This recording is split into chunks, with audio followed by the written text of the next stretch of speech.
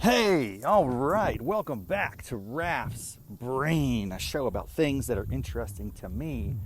I am your host, Raffety. Thank you so much for dropping by, coming to you today for a very special edition of the show. On vacation, on location here in the Outer Banks, OBX, Duck, North Carolina. Yes. It's a beautiful, beautiful morning here. Having a great start to the day. Just walking back from the Duck Cottage, which is a very, very iconic landmark in this quaint seaside town. They serve great coffee. They have nice little book selection. And boy, is it crowded. It's packed here Labor Day weekend. I don't know.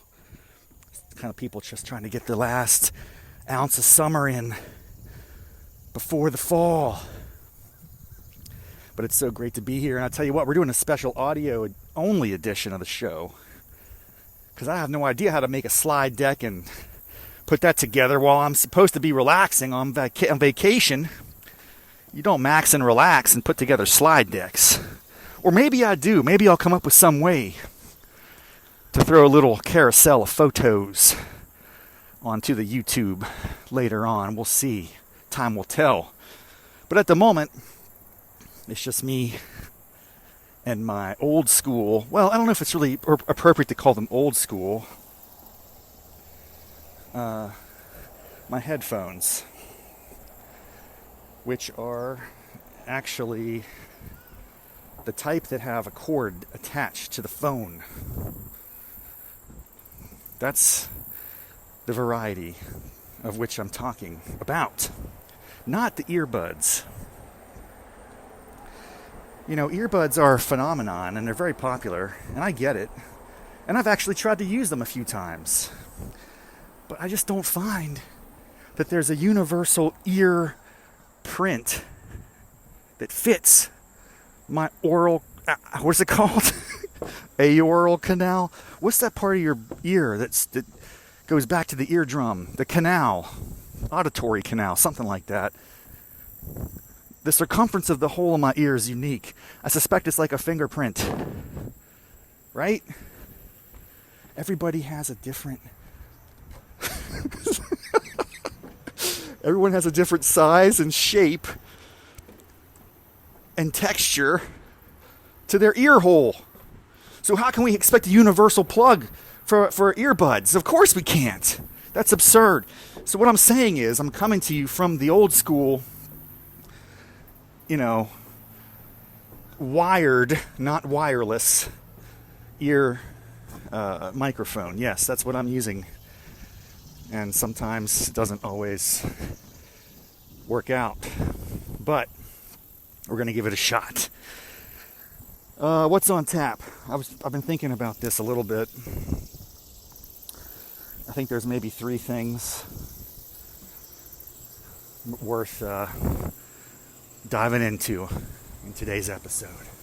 First, on the trip down, I encountered a remarkable number of vanity license plates, and it just struck me as a fantastic opportunity to rant a little bit about those highly subjective pieces of property. Second, I have to confess, my beach attire and style may be lacking, may be inadequate in the eyes of some. I'm just who I am, folks. I don't try to dress it up, but it's possible that I wear socks and sneakers down to the beach. Now, that's apparently a faux pas of the nature that people might call you out for that. I don't know why. Don't ask me. I didn't write the rules. But apparently there's some parts of my style that need to be updated, shall we say. So we're going to talk about that a little bit. How does Raffety update in the year 2024? to be a better beachcomber. And then finally, I don't know what else there is to talk about. It's just going to be things that come off the top of my head. That's the Raff's brain style. We just let it go where it goes. Stream of consciousness is the way. Oh yes, we're going to bypass the stats. So, typically I might review the YouTube, the Buzzsprout, the TikTok, all the different downloads and views, and just kind of get a sense of where we are, but we're going to skip that today. I don't have easy access to the data. I also think it might be a segment that I start to bypass because, let's face it, who cares about that stuff other than me? I'm curious about it. I don't think anyone else is. So let's just jump right into the content. All right, part one, vanity plates. I want to ask if you can take a step back in time to remember, if you can, the first vanity plate that you ever observed in the wild. Yeah, I know, me neither. I had a tough one with that. Oh. But they're out there. And I have to say something. I just happened to notice on the ride down. They seem to be ubiquitous, right? Do you agree with that statement? When did that happen? When did these things become so normal? It reminds me of tattoos, like back in the day. A tattoo. I don't know, man. That was a signal of something about your character. You're a badass. Only crazy people got tattoos, like prisoners, military warriors. I don't know. Truck drivers. It was definitely a thing. And I grew up in rural West Virginia. That's where I saw a kid giving himself a tattoo in class in 8th grade with a Bic pen and a guitar string. I'm not joking. I can't tell you what it was that he was drawing. I'm not sure he could either. But nevertheless, this guy was pretty tough. He was a tough kid. I mean, he's probably about 4 years older than me. I don't know how many times he'd been held back.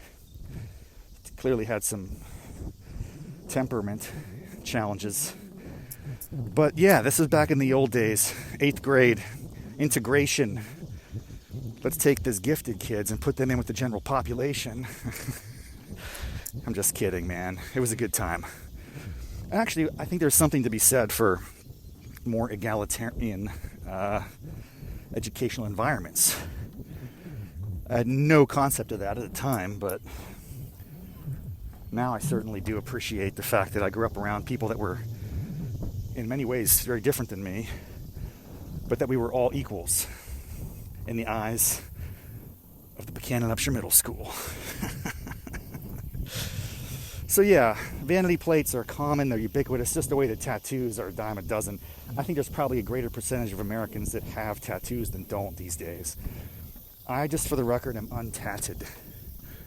No ink has ever besmirched the skin of my precious body. And I don't judge it, it's whatever, man. To each his own, or her own. You know what I'm saying? I don't care. I'm indifferent. But with respect to vanity plates, I'll confess I've cycled through a few of those in my day. Because unlike a tattoo, a vanity plate is quite temporary. All you have to do is look it up and register. And I have a feeling that all this started when the costs of registering a vanity plate dropped. I don't remember the first time I saw a vanity plate. I just know they were so rare Back in the day, if my sister and I were on a road trip with our parents in the back of our Pinto, you know, chugging along, trying to get the truck drivers to honk their horns, playing license plate bingo, very occasionally you'd come across a car with a vanity plate, like Zoom Zoom or something. I don't even remember. That's a sad thing. I don't remember.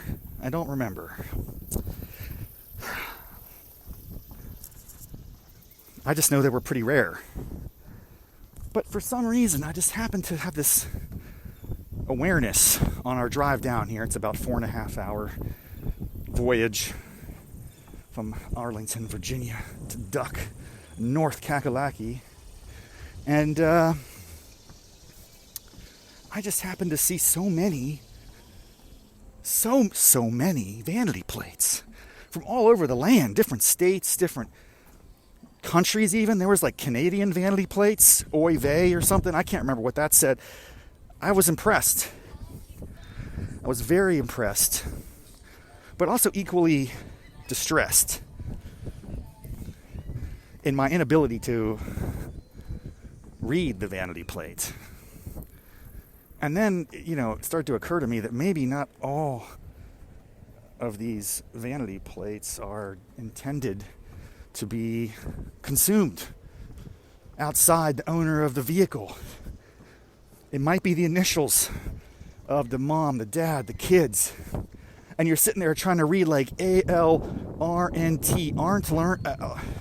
But ultimately what we're getting at is, it's something that someone paid extra to have.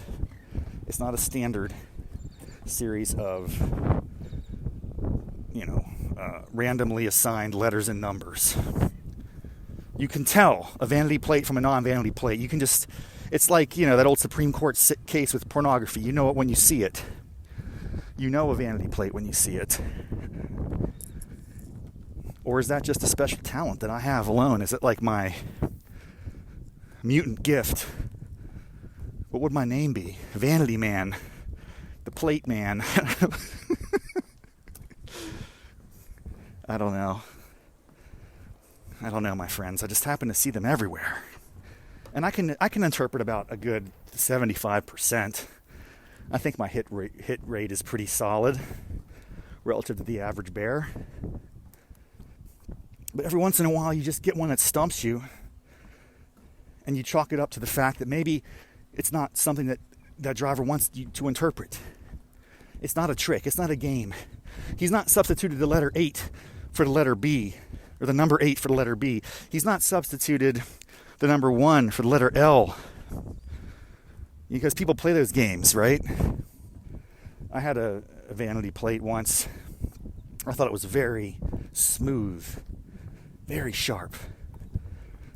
And it was all premised on the specialty plates that were offered in the state of Virginia at the time, and I believe it's still one of the options. You go to the DMV on Virginia, you can choose from a wide array of license plate affiliations, like, of course, different branches of the military, different universities, different interests and passions, kayaking, bird watching. I mean, it runs the gamut. I got to give it up for the people at the Virginia Department of Motor Vehicles, because they have lots of options for the driving Virginians in the state. And I saw one on there that kind of struck me. It's a little outside the box. It got my attention. What do you think it was? Well, my friends, it was bowling. Yes, bowling, of all things. Has about 3 or 4 bowling pins, a bowling ball, and the word bowling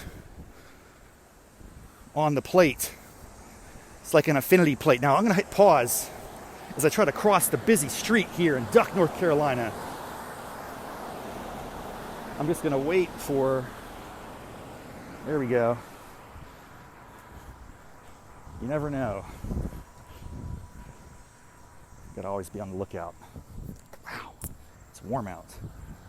Whew. Oh, I made it. Across the street, I survived. feel like I'm a guerrilla warrior here, behind foreign territory, sneaking past the enemy. Anyway, bowling. Yes, bowling. Here's the thing, I'm not an avid bowler. I enjoy bowling, but I won't claim that I'm like a aficionado, that I bowl on the weekends. I'm in a league. I got my own ball. My finger holes are all sized. You know, like some serious bowlers are out there. It's not my jam. I respect it. To me, it was the opportunity to create a vanity plate that would be a little bit of a riddle. It was going to be the word, a single word. By the way, it's tough to create vanity plates because you have to be very attuned to the maximum number of letters and numbers that you can use. There's a limit. I think it's like 5 or 6. So you can't, write the preamble to the Constitution on there by any stretch. You have to be concise. You have to be sort of an economy of words and efficiency mindset. I like that part of it. But the single word that I wanted to put on the plate was what? What do you think? What would you put on a bowling license plate if you had 6 letters or numbers that would signal to a person who looked at it first, maybe confusion, and then if they're smart, if they have some awareness to connect the dots, they would slowly nod their head and have an epiphany, an aha moment, and go, dang, that dude is smart. That's funny. That's on point. How apropos. Standing O for the owner of that plate. I want to get to know this person. I want to take a picture of that. I want to tweet it out to my friends and followers and showcase to the world the genius of this individual, the purveyor of insight. Okay, if that's the emotional impact you're seeking, maybe you're never going to have a word or phrase that would fit. Because let's be honest, what I just suggested is absurd. No one ever gets that level of recognition for a vanity plate. But I don't know. I think it's good to aim high, Why not? Why can't we start judging people on their vanity plates, the quality, the cleverness, the wit? I think it's, it could be a proxy, at least, for something. If this person's trying to signal to the world an important message that they want to communicate to any passerby, why can't we start to step up a notch and, really think deeply about what this means?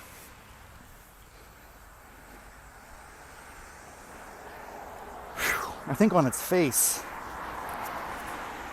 it probably means, well, the first thing it means, clearly, is I got money. Now, it used to mean that, because vanity plates probably used to cost a lot. I don't know what the registration fees were back in the day, but they were so rare.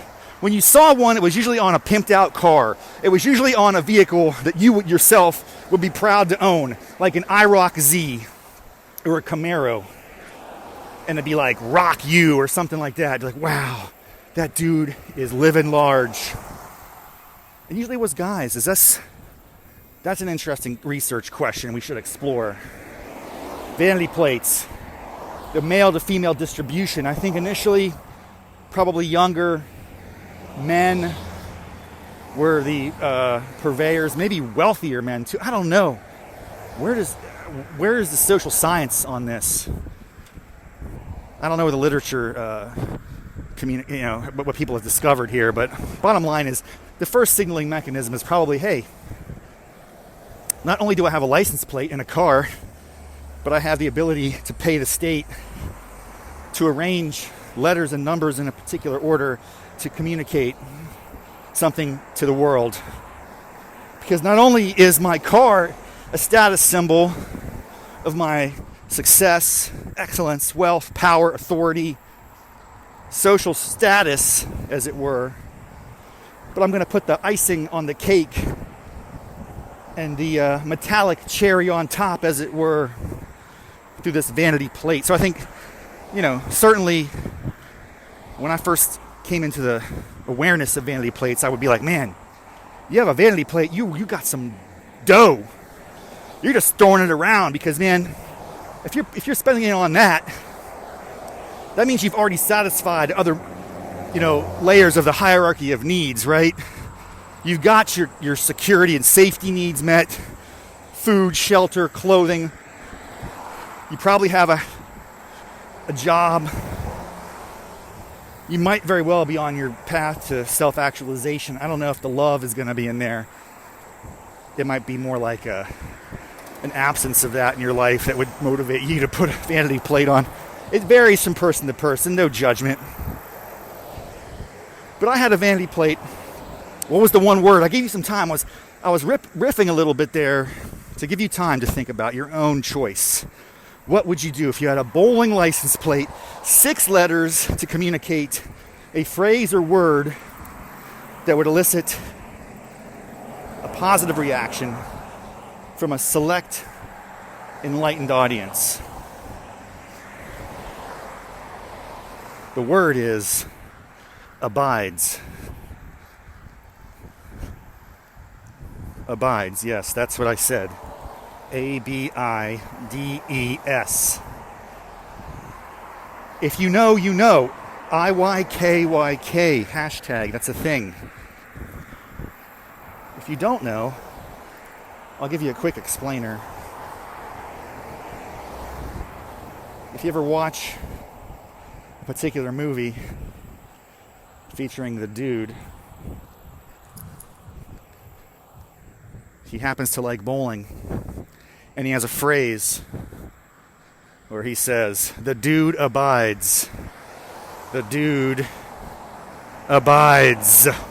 Now here was the funny thing. When I looked up abides initially, it wasn't available. So someone else had already seized that property. You can go on the Virginia DMV website and you can run a search. And the standard spelling, A-B-I-D-E-S, was already snagged. Drat. Someone was ahead of their time. Or was it that I was behind in the time? I don't know. Could be a combination. Someone else has a brain like Raffety. Now, whether or not they put it on a bowling tag, that's where I think I was going to be a differentiator, right? You could have the word abides on a Gadsden flag. I'm not sure that would match. Okay? Having it on the bowling themed license plate was really what made this perfect. Perfect. But I discovered, to my dismay, abides was already taken. But that's when you start pulling out different letter and number combos to see if you can still communicate the term abides through a different means. So for instance, what's a common way to do this? We all are familiar with it. If you have any awareness of, modern hip-hop culture, it's to substitute the letter Z for letter S. So you could say abides, A-B-I-D-E-Z.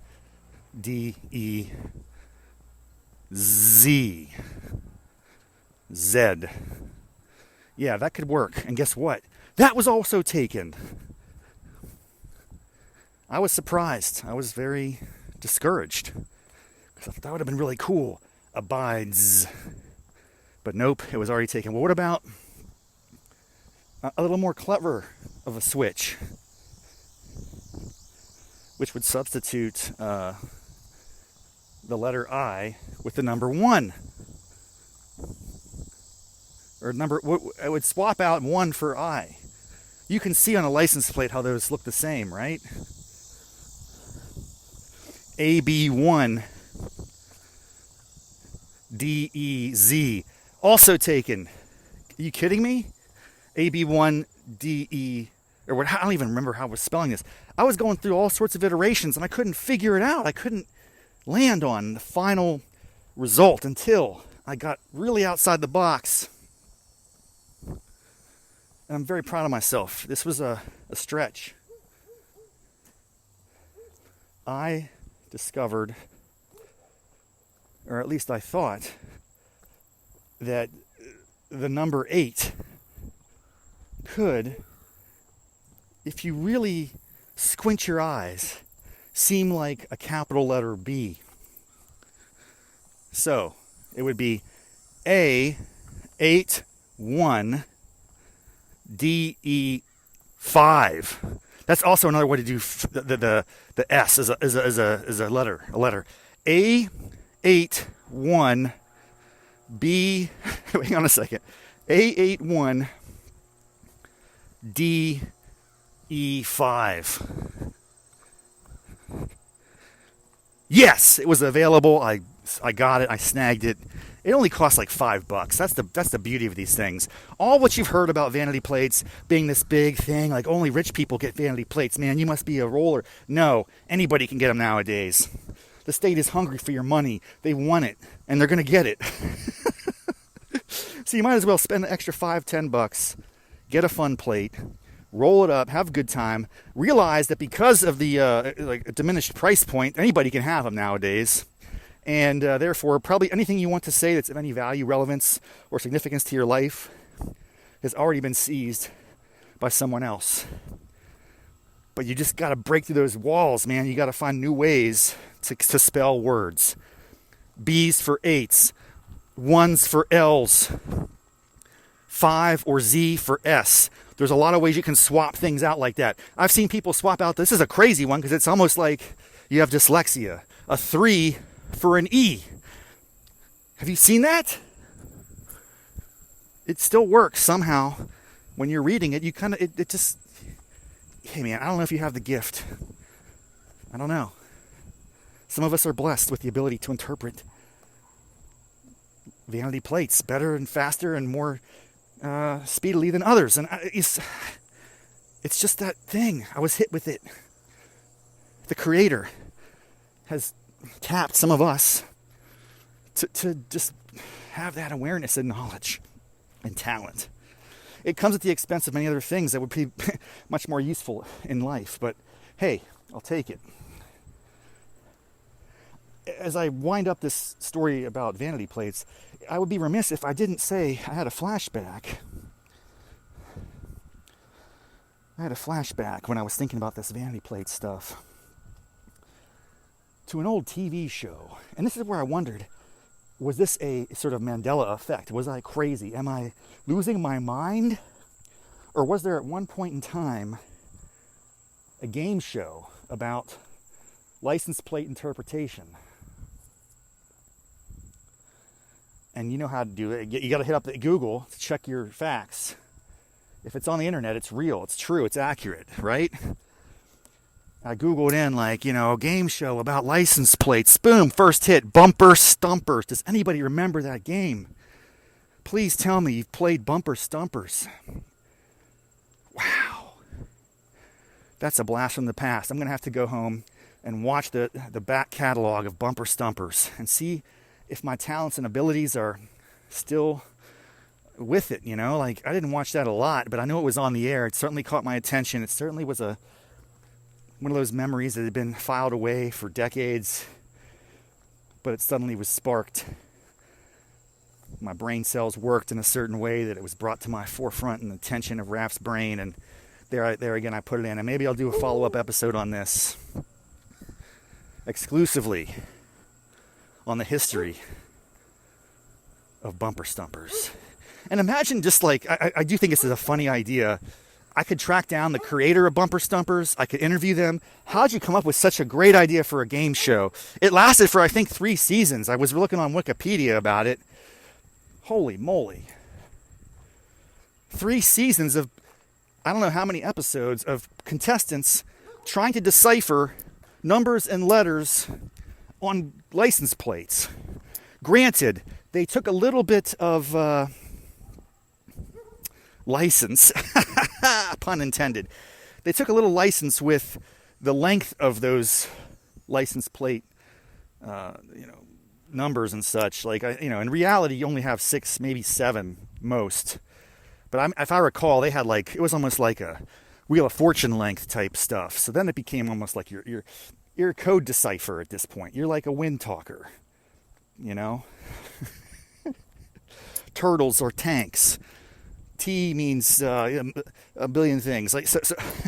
Yeah, you can imagine a show like that having vast appeal, but for a very short moment in time. And so, 3 seasons actually seems like probably 1 season too long. But maybe I can track down the creators, the writers, some of the more renowned contestants. I just saw an episode about Press Your Luck. Remember that one? What would you have to say when you hit the button? Stop! No whammies, stop! And it'd be like 5,000 in the spin, yeah! A trip to Aruba, yeah! A sailboat, yeah! Or whammy!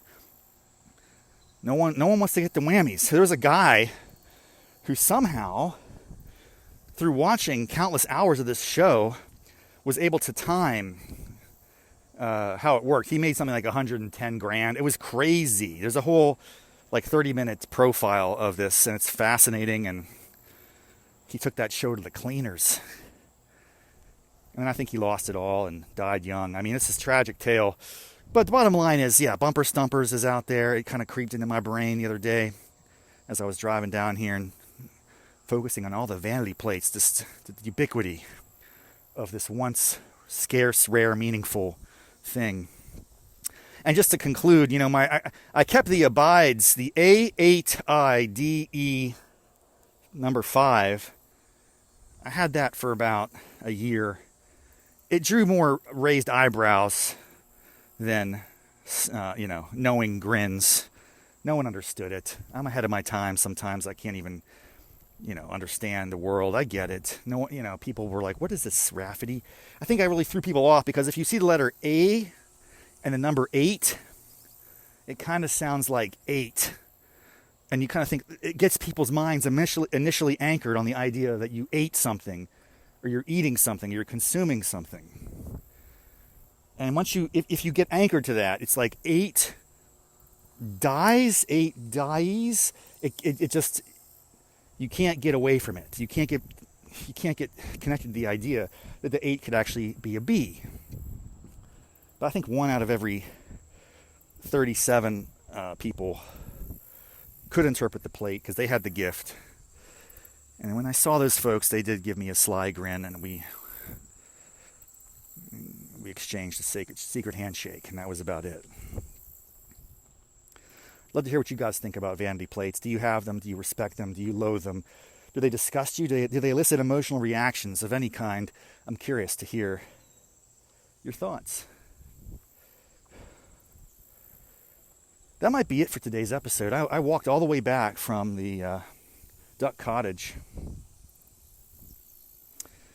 And I'm hot, boy. It's a little warm out here, a little toasty. I'm sweating through my shirt. I'm running out of breath. And it might be time to go into the AC, wrap up this episode. Maybe I'll make it a 2-parter. That sounds like a plan. See? I love it when everything comes together, man. Sometimes the best things happen when you don't even plan them out. The key for me today was just pushing through, trying to record some content, keep up the momentum. I'm 3 or 4 episodes deep into this podcast. 4.0 Raff's Brain. Thanks for being here on the journey. On the journey. Hope you enjoyed the show. We're going to come back later this week with more from the Outer Banks, more inane thoughts, ramblings, musings. Maybe I'll talk about my fashion updates over the next couple days. I have some time to increase my style, my fashion functionality.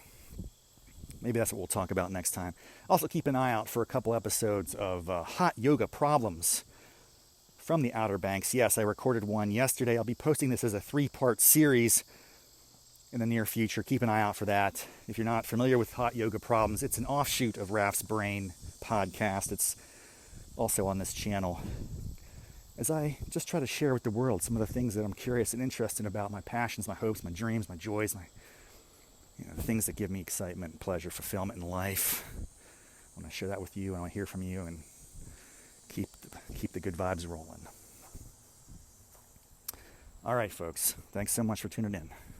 Until next time, have a good one. Bye-bye.